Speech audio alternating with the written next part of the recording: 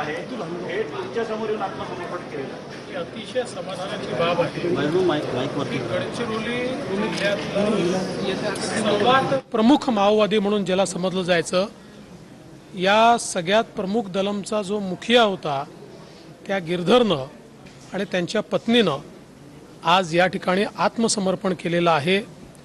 गिरधर यांच्यावर 25 लाखाचं तर पत्नीवर 16 लाखाचं बक्षीस होतं आणि आज त्यांच्या आत्मसमर्पणामुळे माओवादी चळवळीची कंबर ही पूर्णपणे या गडचिरोली जिल्ह्यामध्ये मोडलेली आहे.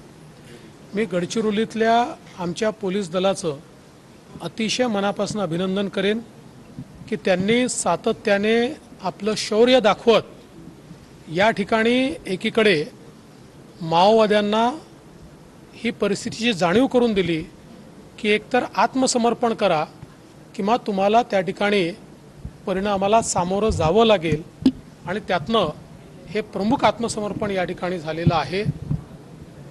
आमच्या C60नी, आमच्या पोलीस दलाने, आमचे SP असतील किंवा आमचे सगळे अधिकारी असतील यांनी सातत्याने या ठिकाणी केवळ माओवादाचा सामना केला असं नाही, तर त्यासोबत एक सोशल आउटरीच देखील केलेला आहे.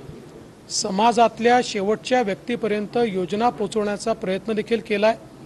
त्याचाही एक फायदा असा झाला की सामान्य माणसाच्या मनामध्ये पोलिसांच्याबद्दल आणि प्रशासनाच्याबद्दल एक मोठी संवेदना जागृत झाली आहे, एक चांगलं संबंध तयार झाला आहे, आणि त्यामुळे देखील आज माओवाद्यांना सामान्य गावकरी थारा देत नाहीत, ते पोलिसांना अधिक जवळचं मानतात. हा एक महत्त्वाचा फरक आहे. आज आपण समर्पण करणाऱ्या माओवाद्यांना संविधानाची प्रत दिलेली आहे आणि अपेक्षा व्यक्त केली आहे की माओवादी संविधान मानत नाही, ज्यांनी आत्मसमर्पण केलं आहे ते संविधानानुरूप पुढचं आपलं जे काही जीवन आहे ते या ठिकाणी व्यतीत करतील.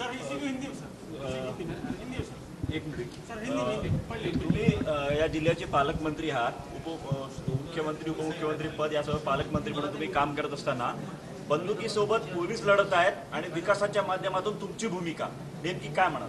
नाही, मला असं वाटतं की पहिल्यांदा तर आम्ही एक जी भूमिका या ठिकाणी बदलली, आजपर्यंत आपण सांगायचो की गडचिरोली महाराष्ट्राचं शेवटचं टोक, आणि मग ते मागासलेलं, ते माओवाद्यांनी ग्रसलेलं, पनिशमेंट पोस्टिंग करता कुठे पाठवायचं तर गडचिरोलीला पाठवा, ही संकल्पना आम्ही बदलली.